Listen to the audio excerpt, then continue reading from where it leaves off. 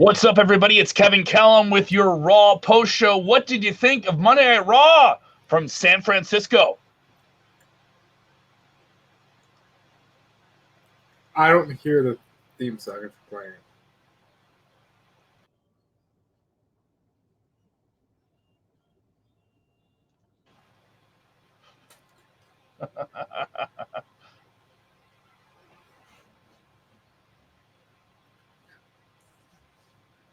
I don't hear the theme song, Kevin.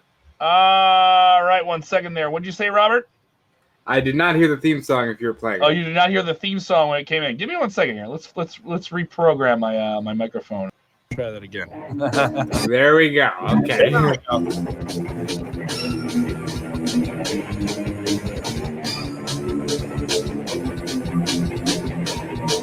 Let's do it right.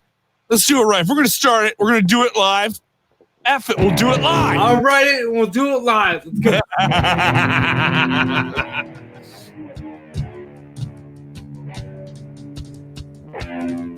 This is Kevin Kellum. WrestleZone live stream. Yeah, let's go. Like we never did this before. Yeah.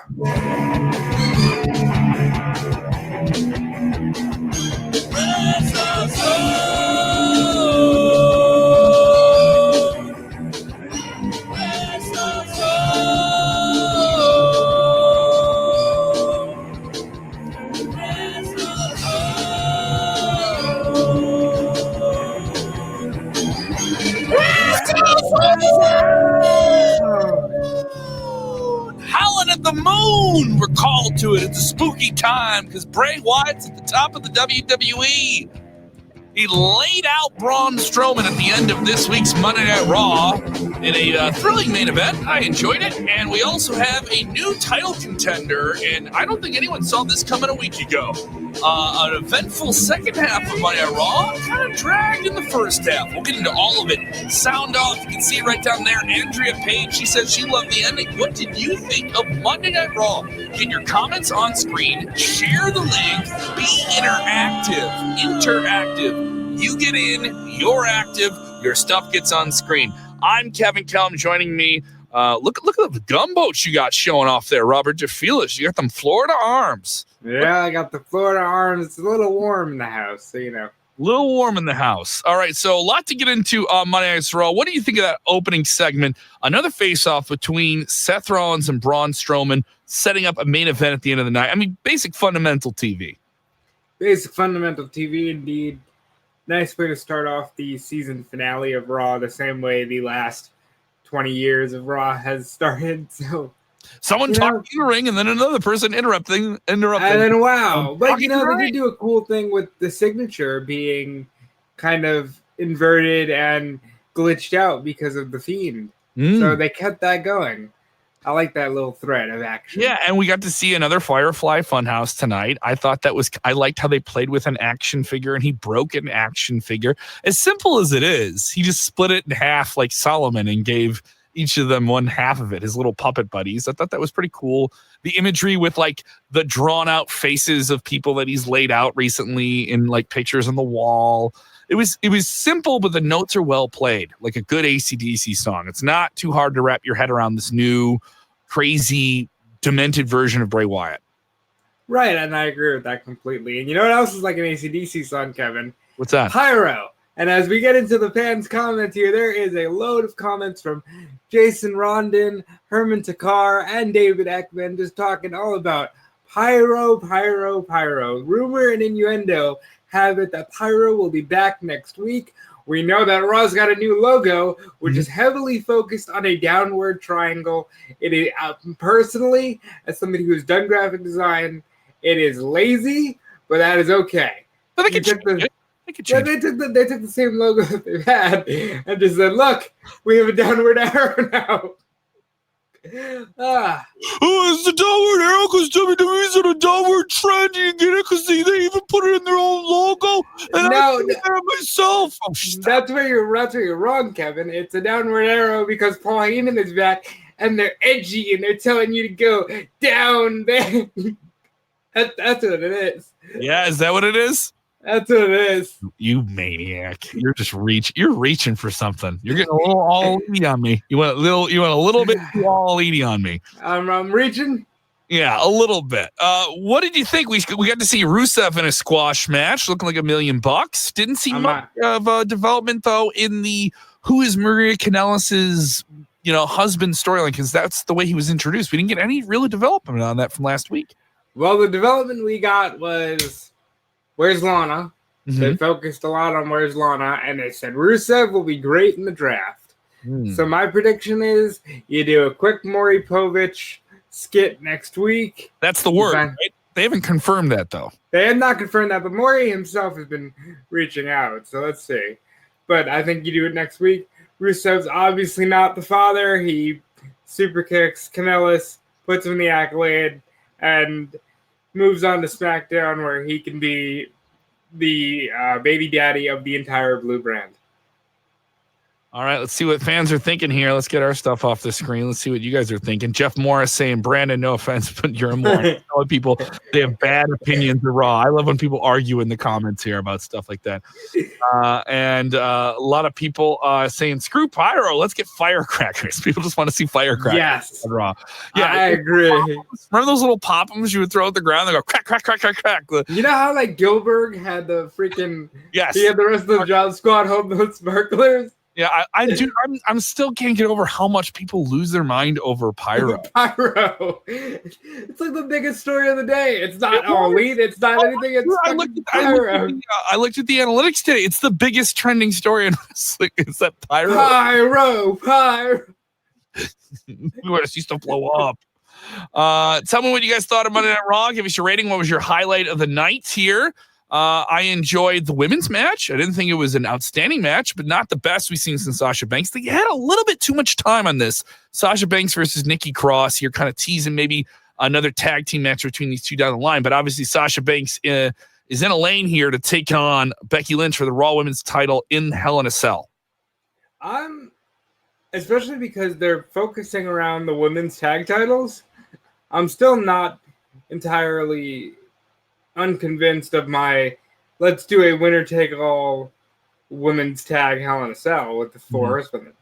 You still have next week's Raw and SmackDown to build that match. I know. I just think it's reach. It would be such a change to do so close to the show itself. They're going to change the WWE Championship 2 days before. I would say save that for Survivor Series. It's a Survivor Series match you can do. I think there's something else there. Just my take here. We got to see Jeff Howe wants to see AOP versus the Viking War Raiders book it. Viking War Raiders had a very big win, probably the biggest win just yet, defeating the OC on Monday Night Raw, and they really outclassed them. I'm not making fun of the OC at all. You have two guys, former New Japan champions, former WWE Raw Tag Team champions, but really the War Raiders are a super dynamic team. Their double teams are really fun. You can see the crowds are really into them and the idea of what they're doing. And, you have OC kind of playing the role of Goon Squad, which isn't a bad role. You need someone to play that role. But I know a lot of fans are like, but here's the thing. Not everyone gets to be over. But they were just over. They were just finally back at a point where they still are. I don't think they're not. I don't think they look like a bunch of idiots. They look like goons. Sometimes being a goon is a good thing to be. Yeah, I guess they still got all the mother love, so it's all good. Yeah, and they put that line in there when they do. I like. Oh my God, beat up. Let me reach up to the 2 seats over Carl Anderson doing that later in the night. But Viking War Raiders were really good. And then we had another highlighting backstage vignette with AOP kind of cutting from talking to the camera to beat up some random people backstage to come back and adjust their ties and say that's what we do. I thought it was simple. I didn't think it was groundbreaking, but it did give them a lot more personality than this team's had, and a fresh coat of paint on them wouldn't hurt if you're going to reintroduce them. I agree. I think they have a long way to go from their heyday of being with Paul Ellering, but I think this is the best step they've taken since leaving NXT. Ratings coming in. We always want your 1 out of 10 rating. 1 to 10. 1 to 10. 1 to 10. What did you think of this week's Monday Night Raw? Let us know what you think. 1 to 10. Give us that rating. Herman Takar saying 7.5. Loved Ray winning the 5-way. It was the highlight of the night. I got to agree. I thought it was the match of the night. Really fun. Good match that made you want to stay tuned through the commercial. 5-way elimination match. This really continues that storyline. They really, I think, have that storyline hammered down where he wants to do this for his son. He wants to be a great wrestler for his son. So his son kind of has a bigger red carpet to walk into WWE with. And now he's set to take on a Universal title match, his first since returning to WWE. I called this on the daily there. Mm-hmm. I have sources, Kevin. No, I called it earlier this hours today. I predicted. I have sources, Kevin. Oh, you have sources? Yeah. Hang on, he's got sources. You gotta stop. You have to pay attention because he has sources. Okay, so what are your sources? That's right, Kevin. And I will tell you none of my sources because you don't need to know. But no. Oh, what is with you today? You are a gremlin, dude. You're a gremlin. I feed you after 11 a.m. Eastern, and you just start getting rowdy. You turn on me. You were a fun little mogwai earlier, and now boom, you just turn on me, dude. Let me tell you, I think the Ray move is great. Ray's a legend. The Fiend is going to eat him and possibly his son. Who knows? But it's going to be fun. It's going to be a great way to start the season premiere of Raw. You're going to have a Universal title match and definitely an appearance by the Fiend. Jeff is predicting the Fiend will take out Ray next week. We'll see. I mean, the Fiend is taking out everyone that Seth Rollins has been in the ring with, except Seth Rollins. What do you think of that? Where they're teasing the idea of Fiend going after Seth? It's getting a little annoying that Seth Rollins is like cowering in the corner and screaming. It's like, dude, you're gonna be in a cage with this guy. You better, stand up and do something. While you're just cowering in fear. As by the way, the biggest pop of the night was Braun Strowman got up from the first mandible claw, and the place blew. Yeah. When they thought, oh shit, he's gonna actually get him back, and no, right away, Fiend got him back down. I mean, because he did it where he was like on all fours. He wasn't completely up. He just got up a little bit, and then the Fiend crawled right back over and reapplied it and choked him out another time. And it made Braun look strong, and it's something they've done before where he'll take a finish, he'll get up from it, he'll take another finish, and then he's done. That's the most you can protect a monster in this situation. And this is a lot of downtime now in terms of Braun. He was working really hard the past 2 weeks. He had 2 really tough, challenging matches with Seth Rollins, Clash of the Champions in this one. And that's another thing. I don't want to slouch on this match. These two guys had a really strong television match for it to end in a DQ. And I thought I loved the turn there where they did Seth Rollins feels the pressure. He's saying, I want all this to come at me, but I'm not happy about it. I'm not happy this is happening. It's kind of weird. They're doing some stuff with Seth Rollins' character that makes you question, are they trying to freshen up his character, or are they aware that, this isn't the Seth Rollins we had going into SummerSlam, where it really felt like he got the crowd back behind him right after WrestleMania, and he kind of pulled the Raw crowd out of the kind of that post-Mania stale time, and now himself is stale, but Raw itself isn't stale. There's a lot of fun things on Raw. There's Fiend, there's Rey Mysterio, the pacing is better. There's better matches and different things like that. But am I wrong? Like Dave Ekman texting in here, can't wait until Seth leaves Raw along with Becky. I don't know. Like this, to me, it comes across as people moaning and complaining. Like you finally got Seth Rollins as the guy. Like, people are like, no, I don't want Roman. Roman is nowhere near being the guy right now. And you got Rollins and Kofi and Becky. And lately all I see is complaints. Rollins is saying, listen, I'm not happy about fighting Braun Strowman, but I think that's okay. I think it's okay to say, I'll take on all comers, but I don't have to be happy about fighting a 7-foot dude. Who is? That's what I'm saying. I don't have to be happy about fighting this monster again. I'm tired. My body's beat up. I had to defend tag titles. I've been fighting the OC. I've been fighting multiple people all at once. I'm tired. And now I need to go on multiple fronts.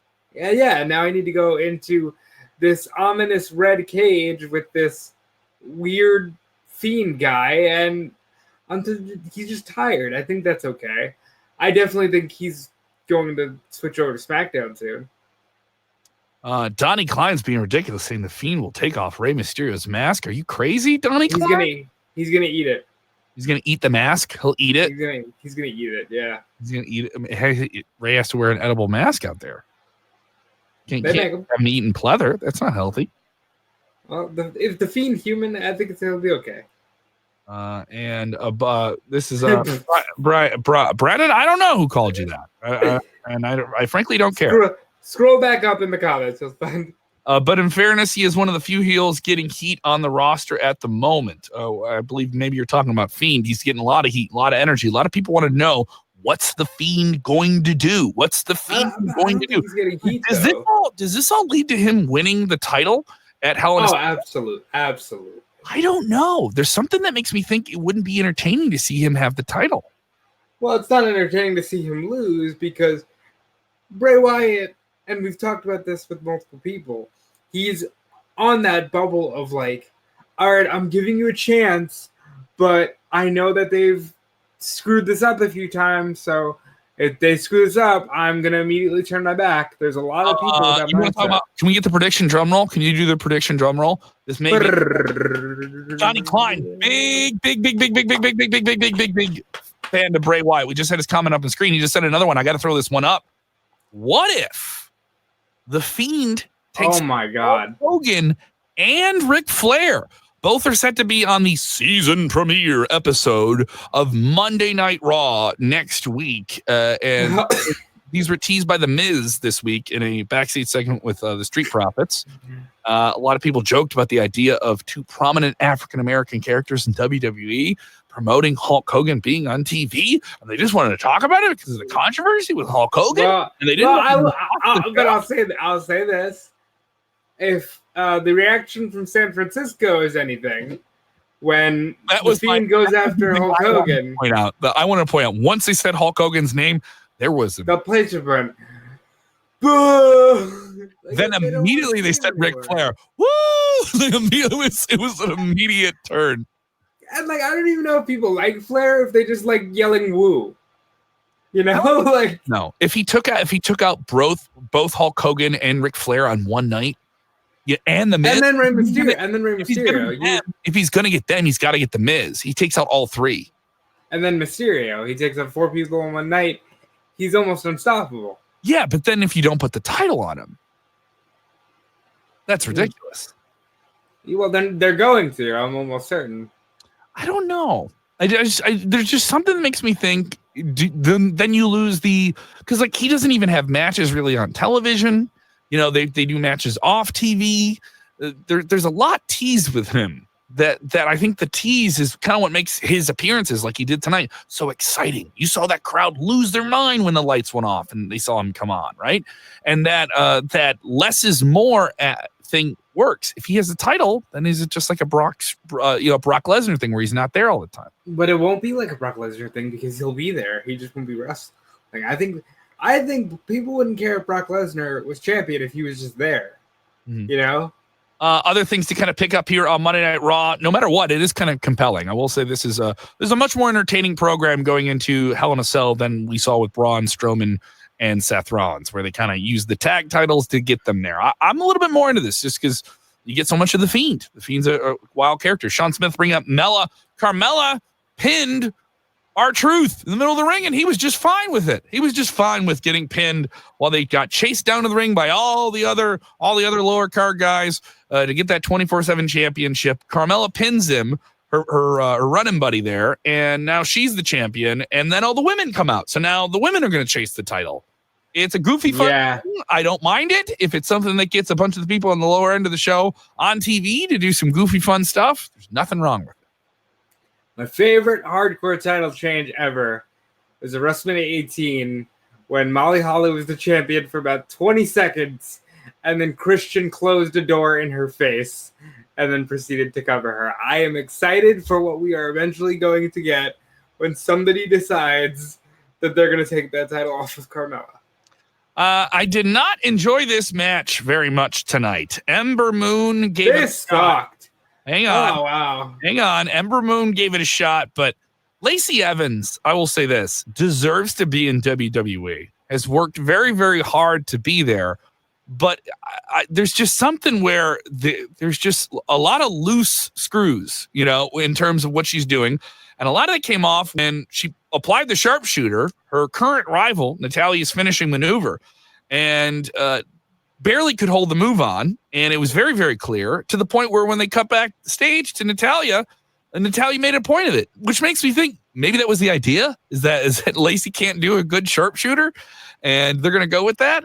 Our very own Lavelle Porter was tweeting about how even The Rock did a better sharpshooter than Lacey Evans, and a lot of people would always talk about how bad his sharpshooter was.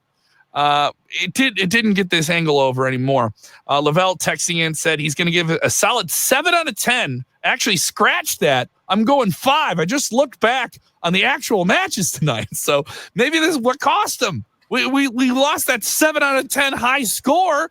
This is a sloppy sharpshooter from Lacey Evans. She's too busy, yelling at Canadian Mounted Police about traffic tickets she's getting. Oh, we just lost Robert. Maybe he'll rejoin us here in a minute. We'll find out what happens here.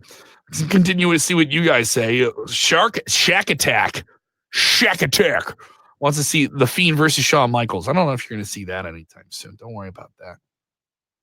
Daniel Miller said he loved the TNA chants for AJ and Robert Roode. Yeah, people kind of losing their mind for that one there. What do you think of that? Did you hear the TNA chants during the Fatal 5-Way match tonight?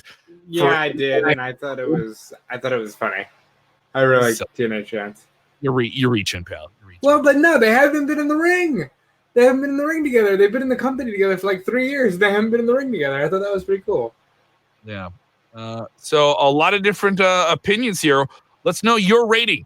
If you're watching with us right now, let us know. If you're watching later on, just give us the 1 to 10. What was your rating on Monday Night Raw? Sound off and let us know. Right now, I'm giving B Live a solid 2. A solid 2. It knocked you out. Yeah. There you go. Good stuff here. And I'm being told that I am frozen currently. Yes. I did not know that. I am? You're not frozen for me, but you're very choppy, and that's why I'm giving B-Live a solid 2. Oh, boy.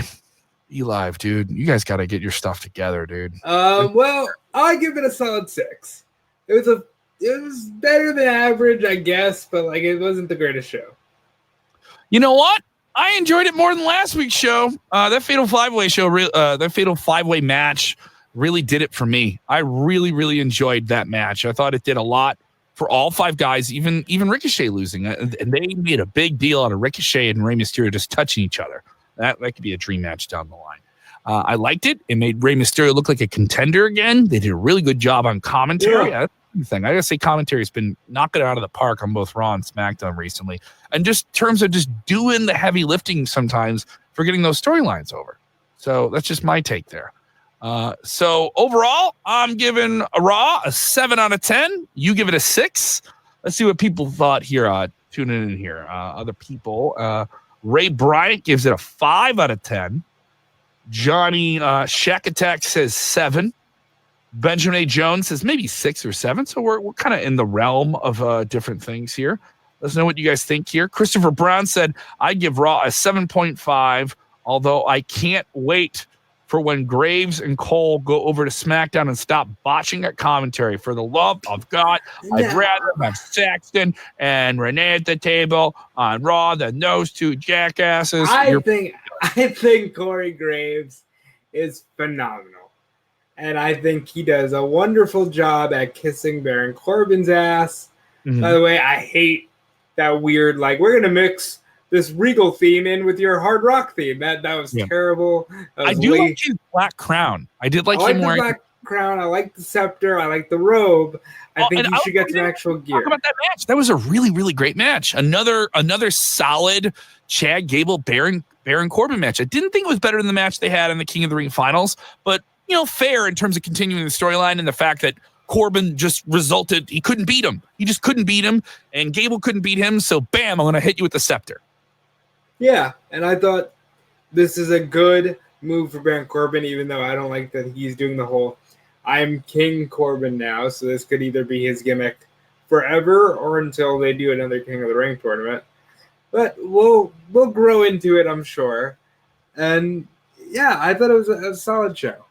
Not great, not terrible. Daniel Miller is saying it was maybe a 4 or 5. Dude, the 24/7 crap. I don't think it's crap. It's fun, entertaining. And because Bliss and Lacey are on TV, Nicky needs to turn on Miss Can't Wrestle Bliss. So let's talk Alexa Bliss for 1 second. Sure, let's talk Alexa. Because I thought it was pretty shocking that she got cheered beating up Bayley. That people are really into the idea of Bliss is a face, Bayley's a heel. I didn't think they'd be able to do that, but they did it pretty well. And I disagree with Daniel Miller. I disagree with him. I think Bliss can wrestle. She has her moments. She struggles a lot with injury. I'll say this. People are surprised about it because she isn't really like an internet darling character with guys our age or our crowd. But female fans love Alexa Bliss. She is one of the most popular superstars amongst female wrestling fans. She looks like a Disney princess. I mean, really. Like a Disney princess. She's a different appeal. I know teenage girls very much enjoy her at live events. She sells a lot of merchandise of the females. She does a lot on merch.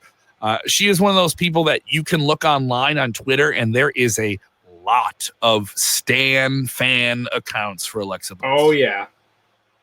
You know who else is really earning that part of Twitter is Liv Morgan, and I can't wait to see when she comes back because there's a lot of people on the internet waiting for some Liv Morgan.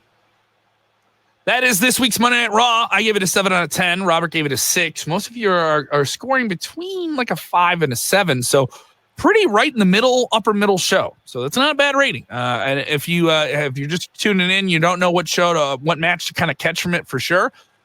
You got to seek out the Fatal 5-Way. The Fatal 5-Way.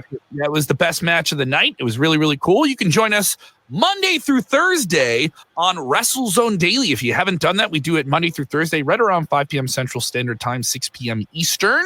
And you can get it as a podcast. Now, this Raw Post-Show is only a video exclusive, but on our audio side of things, we stream it, and you can download it as audio. And the reason we do this is just so we don't flood your box with so much audio. But we have hours of free stuff. And I want to remind you all that coming on Wednesday, October 2nd, we will premiere a fun new show, the biggest post show I think we could do. And this is the one that's going to get really, really hot. It's going to get really loud. These comments you see, they're going to get real nasty here because we're going to do a AEW NXT post show War of the Wednesdays premiering on October 2nd at 10:05 Eastern, 9:05 Central. And this will be a big, big show following the Wednesday Night Wars. We're calling it not Wednesday Night Wars. We're calling it War of the Wednesdays. Wednesday. I have to do my own reverb. War of the Wednesdays premieres for us here on our WrestleZone Daily live feed. We will post this up on our website. We'll get it up on YouTube. We're going to get it up as a podcast. It's going to be really, really cool. So overall, pretty solid episode of Raw. Nothing super fantastic, but I really think they did lay the table for some fun stuff next week. Is that fair to say? I agree. I think they laid the table for some good stuff. I'm wondering who's going to be at the table next week. For commentary. Well, Hogan and Ric Flair are going to be there. Well, they're going to be there, but they're not on commentary. That'd be a little weird. Maybe they get laid out. I think so. What is Paul Heyman going to do? I don't know, brother. Paul Heyman's going to plug the Beast, and then maybe even the Fiend makes a little look at Brock Lesnar, and Brock Lesnar just sort of walks away because he's Brock Lesnar and he can do what he wants. It's odd that this is the season premiere of Raw on USA Network under the NBC Universal banner. Note tonight, we didn't get a whole lot of mentions of what's going on with SmackDown since it's leaving USA Network and going to Fox. No, they did plug Brock, but they only plugged Brock because they only had that one plug there, but they didn't say where you could watch it. They didn't say, hey, it's going to be on Fox. They didn't say that. You notice that? Like so this is going to be kind of like, how do they sell this? I'm with it. I like it. I like a little bit of brand warfare. Overall, We had to get asked this question. We got thoughts on Pyro coming back. I think Pyro is amazing, guys. Let me tell you, the Pyro, how the hell did we ever live without things going boom, boom, boom in our face? I mean, wow. Pyro. Stop it. Now you're just picking on me. I think you're just picking on me. That's what you're doing. Well, no. I mean, like, really, look at these comments. They are excited about Pyro. I think we need to give them what they want. I know, but it's just Pyro. It's just Pyro. It's just a little bit of sparklers. I mean, I get where it's cool if you're there live and it looks fun on TV now and then. I just don't think it makes the whole thing. I don't. You know what I mean? I don't think apparently it does, because the people who are watching are the people who are watching the product, and they're into Pyro. Yeah, Johnny Yu, faithful friend of the show, faithful viewer. Thank you so much, Johnny Yu. Says I'm stoked for WZ War of the Wednesdays just as much as the actual war itself. Thank you very much, Johnny. I'm also fond of your Macho Man headband that you're wearing. Good for you. So appreciate the support. Thank you guys so much. If you like the show, share it. Share it with your wrestling friends. Tag them in the comments below. If you're watching it on demand, don't worry, you can throw your comments down there as well. And drop the emoji buttons on here. If you really liked Monday Night Raw, you really liked this show, give it a yes. If you didn't like Monday Night Raw, give me an angry face. Give me an angry face. Yes. Let us know what you think. All right, we will be back tomorrow right around 5 p.m. Central Standard Time because what do? Well, our job is to watch wrestling, and you can watch it with us. And no matter what, even if there's things we don't like in wrestling, it's it's just like pizza. It's just like sex. It's still pretty cool, even when it's not. Yeah, pizza, sex, and wrestling. I think you just described. Dude, we got a t-shirt. We got a t-shirt. Pizza, sex, and wrestling. Yep. Pizza, sex, and wrestling. We got to do that with a shirt. That's a t-shirt, man. All right. I think we just came up on something here. People saying we want Pyro. Clap, clap, clap. All right. We'll give them Pyro. Go burn something, but be safe. We'll be back on 5 p.m. Central Standard Time, 6 p.m. Eastern with WZ Daily. Download the podcast. Subscribe. Russell's on radio. Robert DeFelice is on Twitter at Dude Felice. You can follow me at Kev Kellum. Oh, man. This is so ridiculous. Tell them what they got to do, Robert. Well, as I go and record several more hours of wrestling podcasting, I will tell you this. Enjoy pizza. And wrestling. And sex. And sex. Man, we got to get that Blue Chew ad.